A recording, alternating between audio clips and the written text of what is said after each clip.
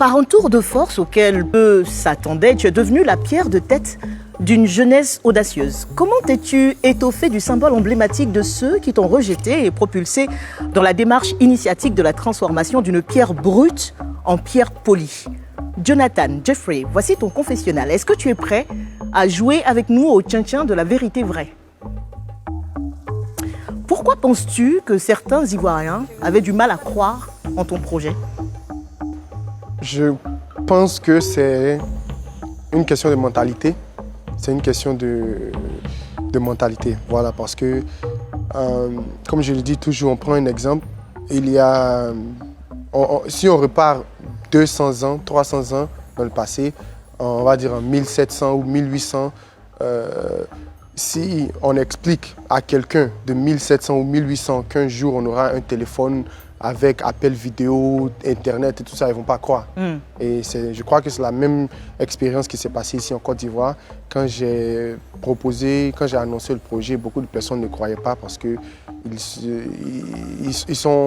étaient encore en retard dans le temps. Voilà. Est-ce que tu penses que c'est parce qu'ils ne croyaient pas que c'était un projet réalisable ou c'était parce que c'est toi qui disais qu'il allait le faire? Les deux. Je pense que c'est les deux. Parce qu'on dit qu'il n'y a pas de fumée sans feu. Quelle est ta part de responsabilité dans tout ce lynchage d'avant tchin-tchin? Un excès de... Confiance? Pas de confiance, un excès de mystère. Ah! Voilà, ça veut dire que les gens n'avaient presque aucune information de moi réellement. Et chacun criait, chacun disait ce qu'il voulait. Et comme je ne répondais pas, les rumeurs juste se multipliaient, c'est tout. Voilà. On a vu sur un certain plateau de télé que tu avais été lamentablement lynché par des animateurs, leurs invités, etc. La vidéo avait refait surface après la finale du tchin-tchin. Qu'est-ce qui se passait dans ta tête pendant cette émission, pendant tout cet acharnement sur toi? Qu'est-ce que tu te disais quand tu entendais leurs questions? En fait, j'essayais de garder mon calme. Je me disais, ça va aller, il ne reste plus beaucoup de temps pour terminer cette émission. Et parce que j'avais réalisé que j'étais au milieu de beaucoup de personnes qui remplissaient les conditions du retard dans le temps. Voilà. Et voilà. Et qui ne croyaient pas, à la limite même, chacun essayait de positionner des pics. Bon, aussi, je ne savais pas parce que je ne les connaissais pas avant l'émission, donc je ne savais pas s'ils avaient quelque chose contre moi ou pas, mais... Tu as pensé à un moment donné à des attaques personnelles? Non, bon, moi pour ceux qui me connaissent, ils savent que je ne suis pas sentimental du tout. Ça veut dire que j'ai désactivé mes sentiments même. Donc, pour moi, en anglais, on dit... En anglais, aux États-Unis, il y a un proverbe qui dit Sticks and stones can hurt you, but words can never hurt you. D'accord. Ça veut dire que le bois et le caillou, si on prend le caillou et le bois pour me taper, ça peut me blesser. Mais les mots de quelqu'un ou les commentaires de quelqu'un ne peuvent jamais me blesser. Donc, aux États-Unis, on dit aussi fake it until you make it. Exactly. Est-ce que c'était un peu ta philosophie aussi, non? Pas vraiment. Mais on va dire que c'est la philosophie de tout le monde. Même si on veut réussir, il faut se dire déjà qu'on a réussi. Donc, voilà. Et qu'est-ce que tu as envie de dire aujourd'hui, justement, à toutes ces personnes qui n'ont pas cru en toi et surtout à celles qui se sont ouvertement moquées de toi? Je peux citer des noms, hein, L'Homme Saga, Ezozo Tio. Bon, moi, d'abord, je n'ai rien à leur dire parce que je ne suis pas à 100% de mes capacités. Je suis fier du tchin-tchin 2022, mais ce n'est pas le niveau où je voulais emmener le tchin-tchin. C'est pour ça que jusque-là, je n'ai pas encore parlé. Et j'attends après la réalisation du tchin-tchin 2023, parce que là, j'ai au moins 1 an pour préparer le tchin-tchin 2023.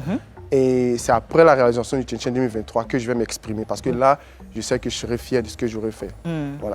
Parmi tes détracteurs, un certain Yannick Gourou, donc président du comité interurbain de tchin-tchin, qui t'a traduit en justice. Le procès a eu lieu à 2 jours de la finale au palais de justice de Yopougon. Qu'est-ce qu'il te reprochait? Bon, il me reprochait d'utiliser le mot tchin-tchin pour que ça lui appartient et tout ça. Tu le connaissais avant? Non, je ne le connaissais pas. Donc, ce n'est pas un projet que tu lui as volé? Non, pas du tout. C'est quelque chose que j'ai écrit moi-même à la maison. J'étais même pas ici, je ne vais pas voler le projet de quelqu'un qui est ici. Où en est le procès aujourd'hui? Parce qu'on a vu sur la toile que certains disaient que tu l'avais gagné. On dit non, tu n'as pas encore gagné parce qu'il y a une suite. En fait, moi-même, j'ai appris que j'ai été convoqué sur les réseaux sociaux. Je n'ai pas reçu de lettre, je n'ai pas reçu de convocation, je n'ai rien reçu. Donc, il n'y a pas eu de procès? Je ne me suis pas rendu. Ah. Je suis pas allé. Ça a été fait par J'ai continué, voilà. J'ai continué. Moi, je sais que, bon, si c'est sur les réseaux sociaux qu'on va dire à quelqu'un qu'il y a un procès, donc c'est mieux de faire le procès sur les réseaux sociaux en même temps. Donc, moi, je sais que les critiques, les mots de tes sorciers, entre griffes, te glissent sur la peau. Mais est-ce qu'il y a eu une critique ou un commentaire qui t'a blessé quand même quelque part ou qui t'a fait réagir un tout petit peu? Non, jamais. Parce que pour moi, si tu arrives à me blesser, c'est que tu as gagné. C'est ça le plus... Pour moi, la force, c'est mental.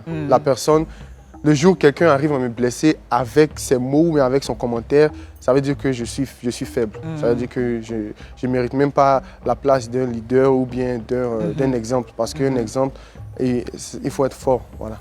On a pu noter aussi une sortie de ton papa, Ebenezer Morrison. Il a dit, et je cite, « J'ai suivi les dernières interviews de mon fils et je tiens à informer l'opinion nationale et internationale que ma famille, l'église que je dirige et moi, nous ne nous reconnaissons pas dans les agissements, dans les agitations, j'ai même lu, de Jonathan. Il est majeur et responsable de ses actes. » Déjà, est-ce que ça s'est vérifié? Est-ce qu'il a vraiment dit ça, ton papa? Oui. Et quels sont vos rapports aujourd'hui? Rien, pas de rapport aujourd'hui. C'est à la suite de ça où il y avait déjà des frictions entre père et fils? Il y avait déjà des frictions entre père et fils qui étaient animées par mon ex. Et c'est même... Maria Mobile? Ouais, parce qu'au début, au fait, c'était tout autour de ça, après la rupture. Il ne voulait pas de la relation, c'est ça? Non, au fait, il voulait. Ah, ok. Voilà, et moi, je ne voulais pas. Et c'est par lui qu'elle passait pour essayer de me convaincre et tout ça. Et donc, comme j'insistais sur ma position, voilà, un jour, je suis au volant, je vois le message qu'il a écrit. Parce qu'au fait, elle ne savait rien de tout ce que je préparais. Tous mes projets, elle n'avait aucune idée. Et donc, quand je suis venu, que j'ai commencé à parler de ça, tout de suite, elle a essayé de lui convaincre que c'est du mensonge et tout ça, parce que c'était pas vrai, ça ne va pas avoir lieu. Ton papa, elle a essayé de convaincre ton père que ce que toi tu préparais, elle l'a convaincu, c'est pour ça qu'il a décidé de sauver sa peau dans le début, en disant de ne pas associer son image à... Qu'est-ce que ça t'a fait de ne pas avoir le soutien de ton papa? Rien du tout. Pourquoi rien? Rien du tout, parce que j'ai pas besoin de son soutien pour réaliser ce que je dois réaliser. Moi, je suis concentré sur mon objectif. Donc, la personne qui me soutient ou ne me soutient pas, bon, ça m'importe peu. Hein. Ça m'importe peu. Quels étaient tes rapports avec ton père avant toute cette histoire avec Maria Mobile? Tout se passait bien. Tout se passait bien. Et voilà, tout se passait bien. Pour éviter d'entrer dans les détails, mais tout se passait bien. Et voilà, ça a basculé. Et c'est devenu pire même parce qu'il a commencé à l'écouter, il faisait des appels. Parce que moi aussi, je me fâchais. En fait, je lui disais d'arrêter de parler avec elle et tout ça parce que c'est plus la même chose. Mais lui continuait parce que à chaque fois aussi, elle le blague. C'est les parents africains, le blague avec quelques petites monnaies. Et comme moi, je suis beaucoup concentré, elle va lui dire que Jonathan est en train de dépenser de l'argent ici. Donc, il y a beaucoup de choses voilà, qui ont monté. Le calme est revenu. On va dire le tchin-tchin s'est très très bien passé. Exactement. En tant que fils, est-ce que tu as fait un pas vers ton père ou est-ce que lui t'a appelé justement pour te féliciter? Non, pas du tout. Et tu n'as pas envie de casser, de crever l'abcès et de parler à ton père? Ah, bon, il a dit de ne pas associer les images, il se retirait. Moi, je le respecte toujours en tant que mon père. Ce qu'il a fait, c'est ça même le plus gros coup que j'ai reçu. D'accord. Parce qu'il y avait des partenaires, j'avais des rendez-vous même le lendemain. Ouais. avec de très gros partenaires qui étaient prêts même à m'accompagner. Et le jour où il a fait le poste, à 1h du matin, que les partenaires nous appellent pour nous dire mais c'est quoi ça? Et ils ont refusé de nous croiser. Voilà. C'est là que vraiment la chute a commencé. Et il y a aussi, tout le monde utilisait ça. À chaque fois qu'on parle, on dit Jonathan c'est un menteur. Même son père a dit ça, même son père a dit ça. Et moi, vraiment, ça me gêne, ça m'a beaucoup gêné. Voilà. Pourquoi c'est fini avec Maria Mobile? Pour, on va dire, un manque de stabilité. Voilà. De la part de qui? Voilà, toi ou elle? Parce que moi c'est ce que je recherche. Je recherche la stabilité et elle est toujours à l'étape des shows et tout ça, les sorties. Moi, on a vu dernièrement qu'elle a fait beaucoup d'interviews et qu'elle t'a évoqué. Est-ce qu'elle a tenté de revenir dans ta vie? Bon, non, je ne sais pas. Parce que moi, j'ai coupé tout lien avec elle. La dernière fois, c'était à travers mes parents et j'étais même obligé de couper le lien avec mes parents pour éviter d'entendre même ou d'entendre parler d'elle, tout ça. Parce qu'eux, ils voulaient toujours. Voilà. Et moi, elle n'a pas essayé de revenir directement avec moi, mais à travers les parents. Et ta nouvelle chérie, comment vous vous êtes rencontrés? Elle s'appelle comment? Elle s'appelle... Bon, moi, je ne vais pas rentrer... Tu as dit que tu allais répondre à toutes les questions. Hein? Oui. Tu as dit que tu répondais à toutes les questions. Mais là, je veux... Pour la première fois... Tu veux rester discret sur cette histoire? Voilà, je veux rester discret sur tout ça. Dis-nous juste, quelle est la plus grande qualité de cette fille qui partage ta vie aujourd'hui? Sa plus grande qualité, c'est le respect, on va dire. Voilà.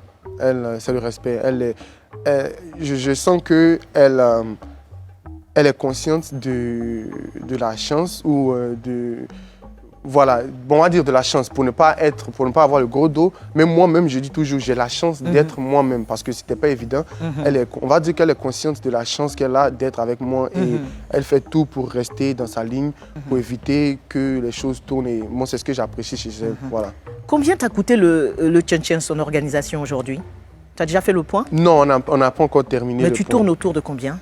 L'organisation du Tchétchène, c'est beaucoup, hein? C'est beaucoup d'argent. C'est beaucoup d'argent. J'ai décidé de ne plus dire des sommes à la télévision pour que ça devienne autre chose, mais c'est beaucoup d'argent. C'est beaucoup d'argent et beaucoup d'efforts. Et la récompense des vainqueurs et de tout le monde, c'est prévu comment, quand? On va faire une cérémonie, la cérémonie de remise des prix. Voilà, on va remettre les prix à tout le monde et puis ils vont avoir... Et certainement du trophée en or massif?